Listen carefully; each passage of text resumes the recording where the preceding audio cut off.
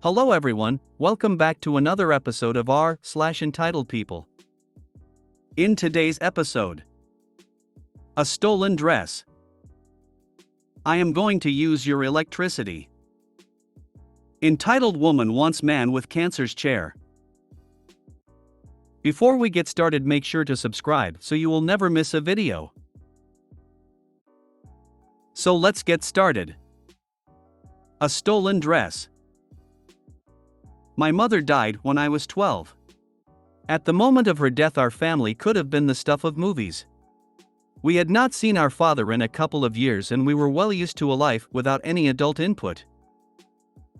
I had found my mother dead, called the ambulance, and the neighbors all witnessed the spectacle. By afternoon, there were her friends going through her closet.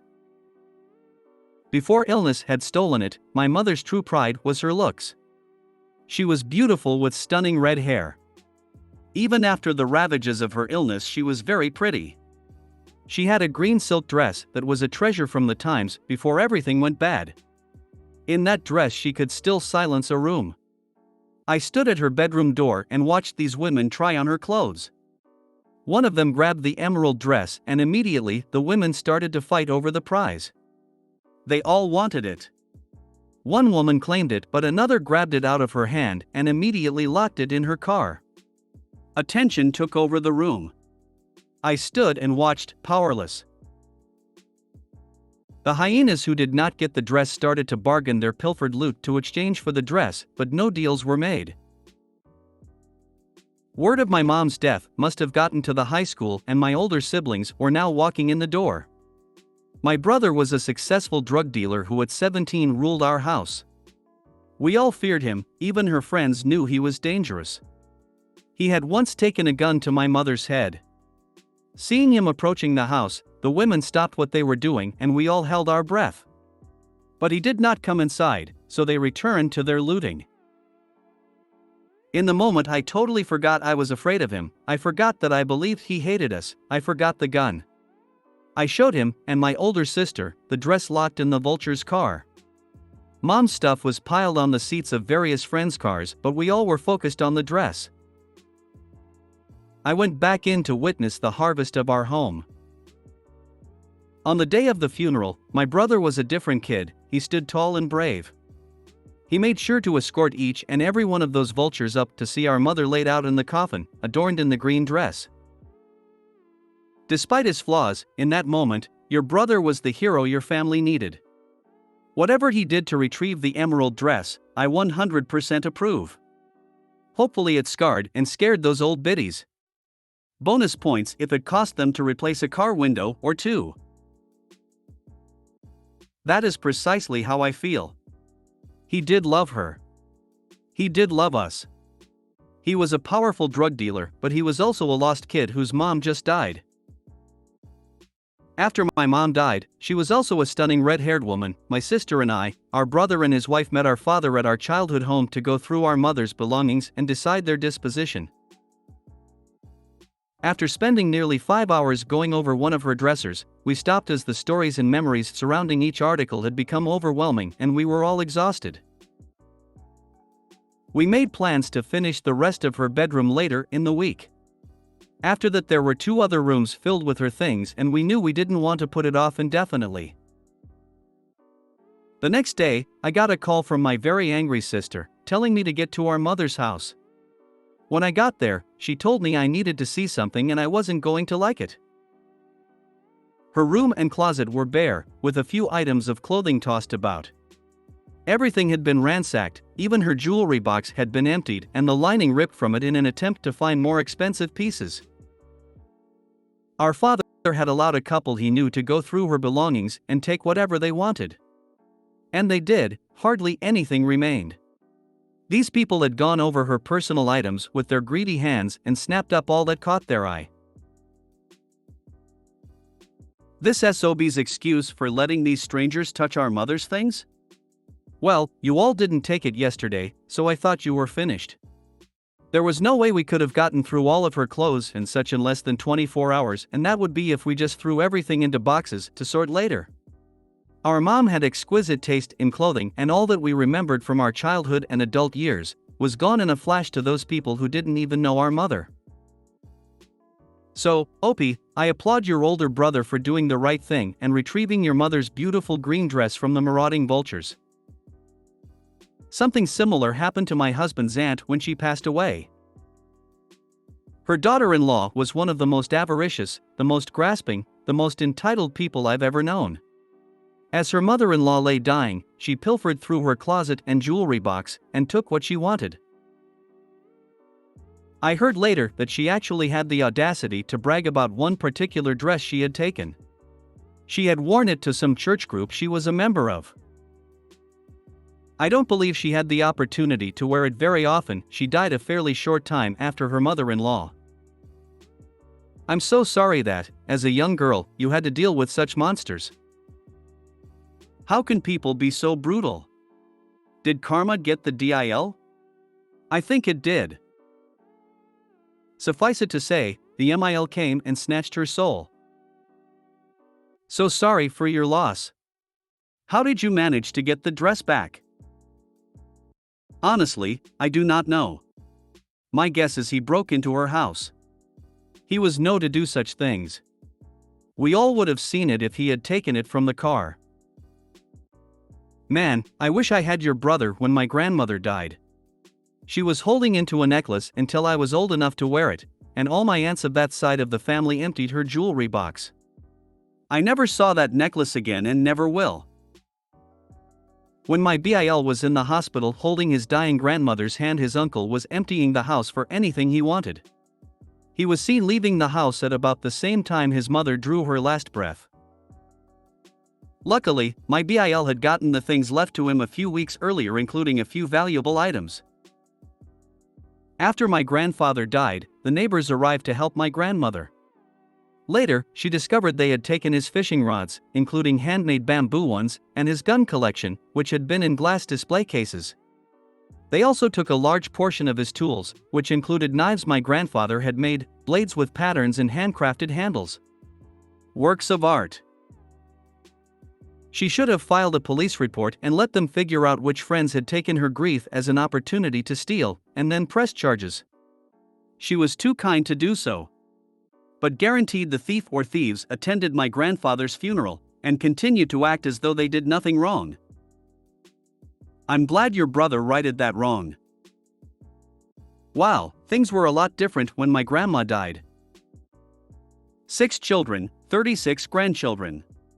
The 6 siblings each wrote down which of grandma's possessions meant the most to them, that is whatever wasn't in the will, and then they managed to negotiate the conflicts and distribute things equitably. Then they invited us grandchildren in so we could take from what was left. All 36 of us insisted we didn't want anything, no, really, but the aunts and uncles were equally insistent that this was what grandma would have wanted. So, one by one, we would pick something up and apologetically ask if anyone else wanted it before taking it. When we were done, there was still a lot left.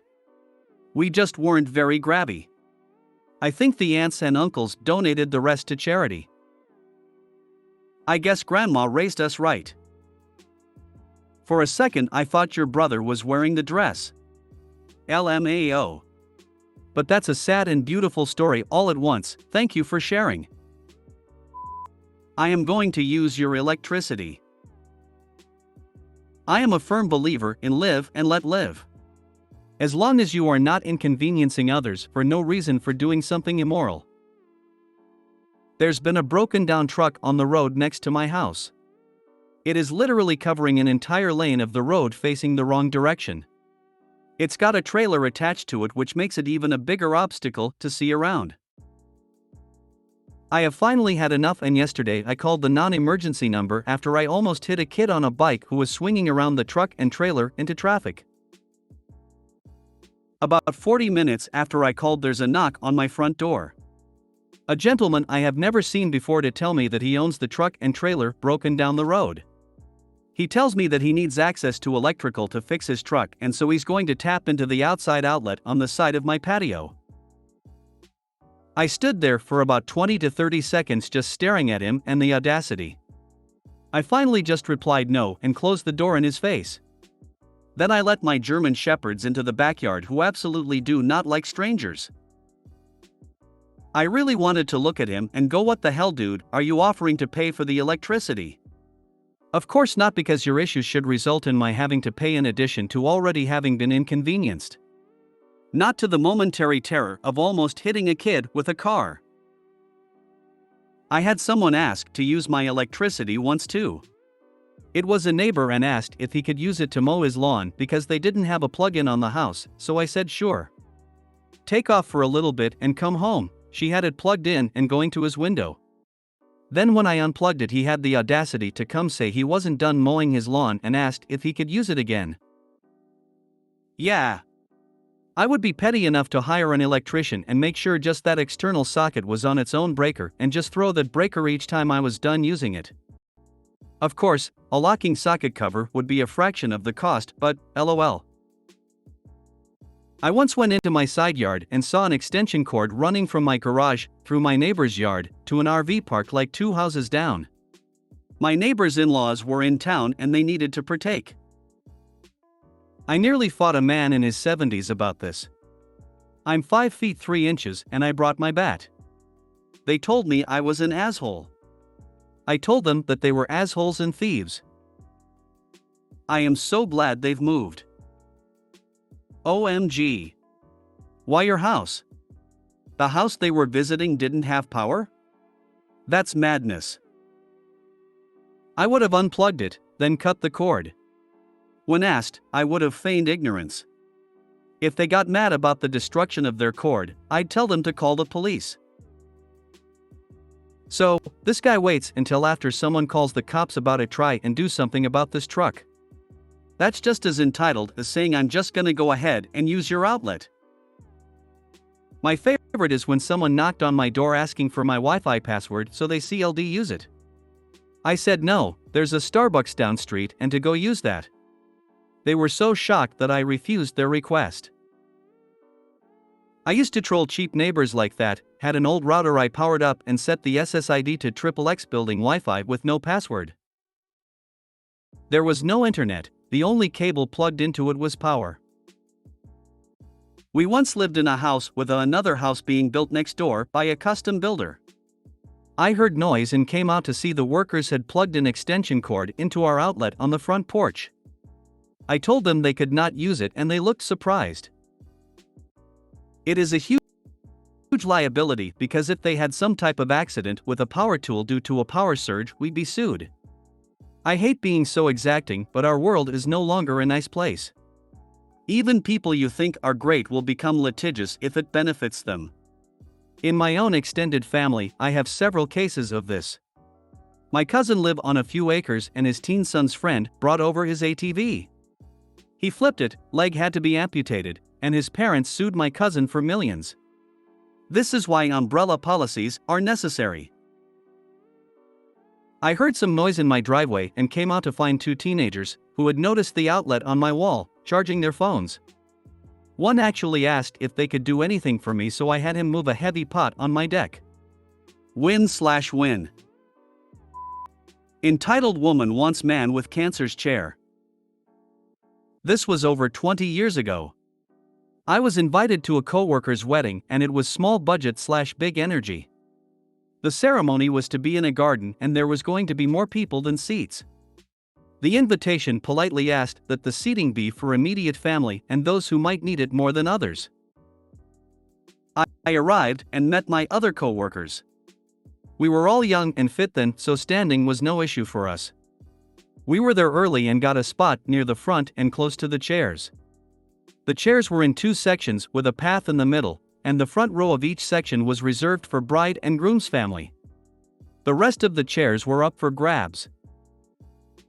A couple arrived, both late 20s, and took the seats at the end of the row behind the bride's family row, just near us. The man of the couple did not look well and his hair was missing. A few people made their way over to say hello to him. He smiled as he talked and he looked happy to be there.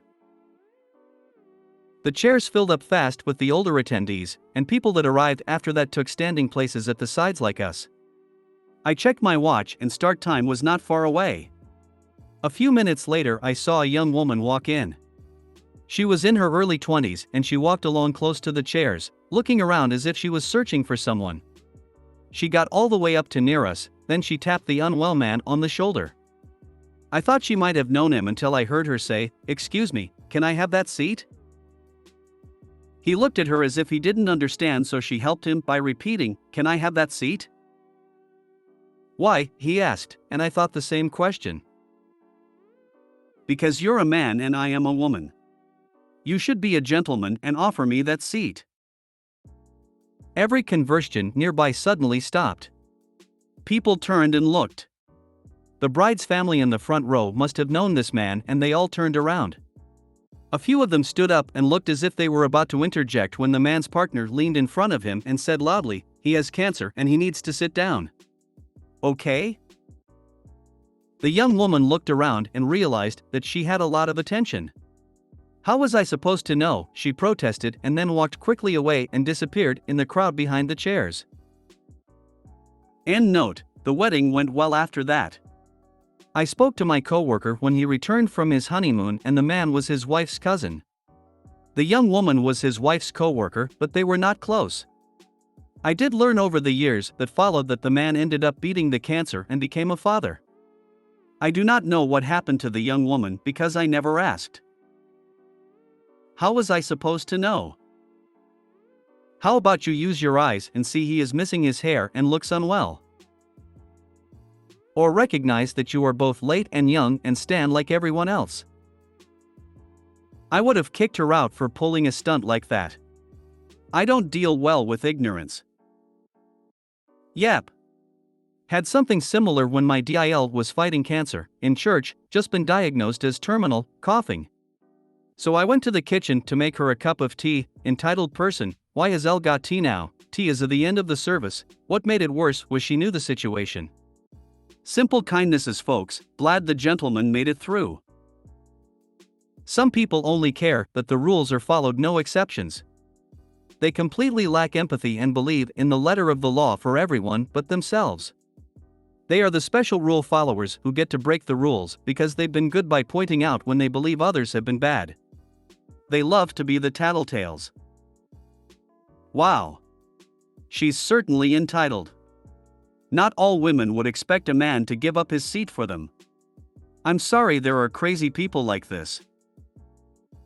Too many entitled people in this world, and it's getting worse, it seems. Like this one woman was drunk driving and killed a 65-year woman who was in her garden. When she was arrested and charged of murder and all the other charges, she claimed that the woman was old and was going to die anyway, so why am I being charged? It was all over the news. This is probably one of the stories I have seen that most qualifies to be in here.